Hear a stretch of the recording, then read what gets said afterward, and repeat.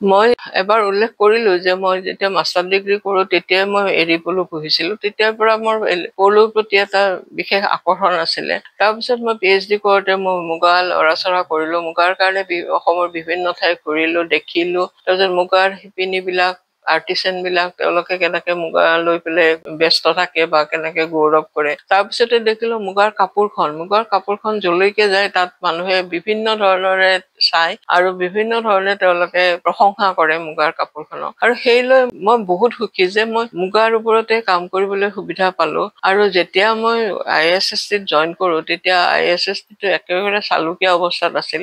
1979 চনত ISST আৰম্ভ হৈছিলে আসাম চায়েন্স ছ'চাইটিৰ যোগেৰে এটা ৰিচাৰ্চ অৰ্গেনাইজেশ্যন হিচাপে। অসমত তেতিয়া কোনো ধৰণৰ ৰিচাৰ্চ অৰ্গেনাইজেশ্যন তেনেকুৱা নাছিলে। তেতিয়া অকল তাত কিন্তু ফিজিক্সৰে ৰিচাৰ্চ হৈছিল। তাৰপিছত 1985 চনৰ পৰা স্বৰ্গীয় প্ৰতুল গোস্বামী ছাৰৰ অধীনত তেওঁ তেতিয়া ডাইৰেক্টৰ হৈ আহিছিলে আৰু তেওঁ প্ৰথম লাইফ চায়েন্স বা জীৱ বিজ্ঞান বিভাগটো আৰম্ভ কৰিছিল। আৰু এইটো একেবাৰে চালুকীয়া অৱস্থাত আছিল।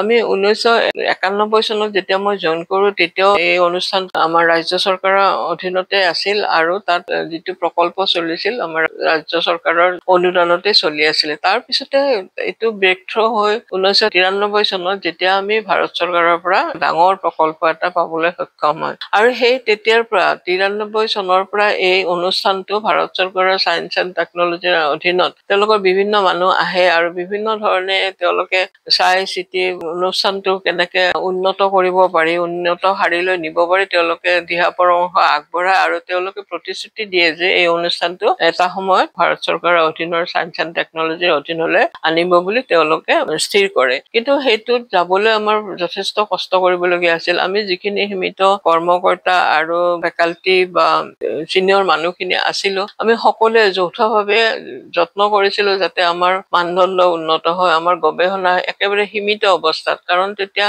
চালুকীয়া অৱস্থা, আমাৰ যন্ত্ৰ পাতি তেনেকুৱা নাছিলে, ইনফ্ৰাষ্ট্ৰাকচাৰ বুলি তেনেকুৱা একো নাছিলে। আমি এটা সামান্য ভাড়াঘৰ এটাত আছিলো। তেতিয়া চায়েন্স ছ'চাইটিৰ অধীনৰে এটা ভাড়াঘৰত আমি আছিলো য'ত নেকি তেনেকুৱা বিশেষ সা সুবিধা একো নাছিলে। কিন্তু লাহে লাহে আমাৰ যৌথ প্ৰচেষ্টাত আৰু চায়েন্স এণ্ড টেকনলজি তেওঁলোকে প্ৰথম আমাক এটা স্থায়ী ঘৰ নিৰ্মাণ কৰিবলৈ তেওঁলোকে এটা অনুদান দিয়ে 1997 চনত। আৰু সেই অনুদানেৰে এটা ঘৰ নিৰ্মিত হয় পশ্চিম বৰাগত। বৰ্তমান যিটো স্থায়ী ভৱন আছে সেই ভৱনটো চায়েন্স এণ্ড টেকনলজিৰ আণ্ডাৰতে হয়। আৰু মোৰ বিষয়বস্তু হ'ল এৰী আৰু মুগা। মই তাৰ পৰা বিচলিত হোৱা নাই। এৰী আৰু মুগাত কি কি প্ৰকল্প আনিব পাৰি, ক'ৰ পৰা কেনেকে ধন আনি আমি ইনফ্ৰাষ্ট্ৰাকচাৰ বা যন্ত্ৰ পাতি বঢ়াব পাৰো, সেইটোৱে মোৰ উদ্দেশ্য আছিল আৰু সেইটোতে মই একান্ততীয়াকৈ লাগি আছিলো। আৰু মই জনাবলৈ পাই যথেষ্ট সুখী যে এই সকলো অকল মই বুলিয়ে নহয়, আমাৰ লগৰ যিখিনি আমি ফেকাল্টি মেম্বাৰ আছিলো সকলোৰে প্ৰচেষ্টাত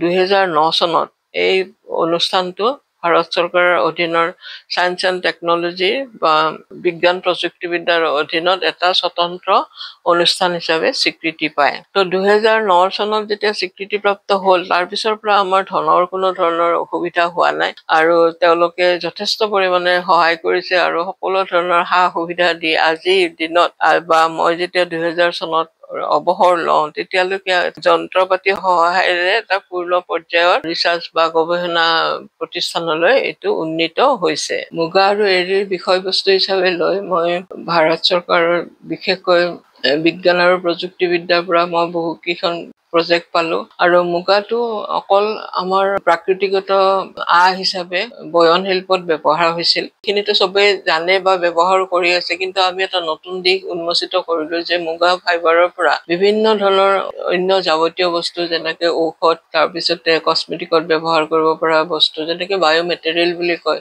তেনেকুৱা ধৰণৰ বস্তু কিছুমান ব্যৱহাৰ হ'ব পৰাকৈ আমি মুগাটোক তুলি ধৰিব পাৰিলো। মই অষ্ট্ৰেলিয়াত এবছৰ আছিলো আৰু তাত থাকোতে তাত প্ৰকল্প হৈছিলে আমাৰ ISST আৰু ডিকিন ইউনিভাৰ্চিটি অষ্ট্ৰেলিয়াৰ মাজত আমাৰ এটা বণ্ডিং হৈছিলে আৰু তাৰ বিনিময়ত মই এবছৰ তাত থাকিছিলো আৰু থাকি আমি এইটো দিশত উন্মেষিত হোৱাকৈ যে মুগা আৰু এৰী, মুগা তাৰ পৰা কিছুমান বায়'মেটেৰিয়েল হিচাপে বস্তু তৈয়াৰ কৰিব পাৰি আৰু সেই কেনেকে বায়োমেটেৰিয়েল বিলাক তৈয়াৰ কৰা হয় সেই কৌশলখিনি মই তাতে শিকিছিলো আৰু আহি আমি ISSTত কাম কিছুমান আৰম্ভ কৰিছিলো বিশেষকৈ কসমেটিকত যিবিলাক টেলকম পাউডাৰ হিচাপে ব্যৱহাৰ হয় তাত মুগাৰ ফাইবাৰৰ পৰা উলিওৱা পাউডাৰ প্ৰায় 7 মাইক্ৰমিটাৰ মান তাৰ লেংথ থাকে আৰু সেই ব্যৱহাৰ কৰি সুন্দৰ টেলকম পাউডাৰ ব্যৱহাৰ কৰিব পাৰি তাত কোনো ধৰণৰ সিনথেটিক বস্তু দিব নালাগে এটো প্ৰাকৃতিক হেৰি হয় গতিকে ছালৰ বা স্কিনৰ কাৰণে যথেষ্ট উপযোগী তাৰোপৰি কিছুমান অইনমেন্ট যেটো মেডিকেল পাৰপাসত ব্যৱহাৰ কৰা হয় তাতে কাৰণতে আমাৰ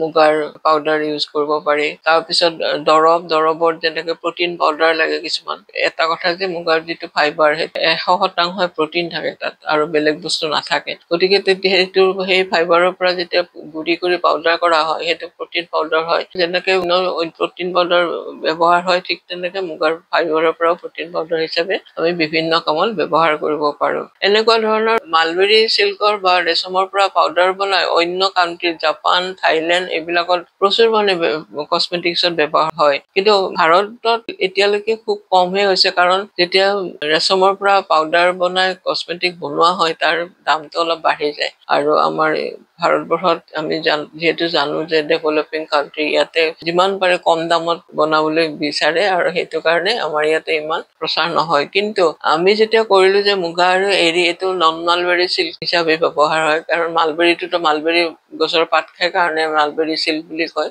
আমি দেখিলো যে যেতিয়া আমি কম্পাৰেটিভ ষ্টাডি কৰিলো বা যেতিয়া তুলনামূলকভাৱে গৱেষণা কৰা হ'ল তেতিয়া দেখা গ'ল যে নন মালবেৰী সিল্ক মালবেৰী সিল্কতকৈ এইবিলাক ক্ষেত্ৰত প্ৰচুৰভাৱে ব্যৱহাৰ কৰিব পাৰি আৰু আমাৰ এটা কথা আছে যে সূৰ্যৰ যেটো অতি বেঙুনীয়া ৰশ্মি এই বেঙুনীয়া ৰশ্মি প্ৰতিহত কৰিব পৰা গুণটো মালবেৰী সিল্কৰ বেছি থাকে সেই কাৰণে সেই দিশৰ পৰা চাব গ'লে আমাৰ স্কিনৰ যেতিয়া আমি ব্যৱহাৰ কৰো নন মালবেৰী সিল্কৰ গুণাগুণৰ ভিত্তিত এটো বেছি উন্নত হয়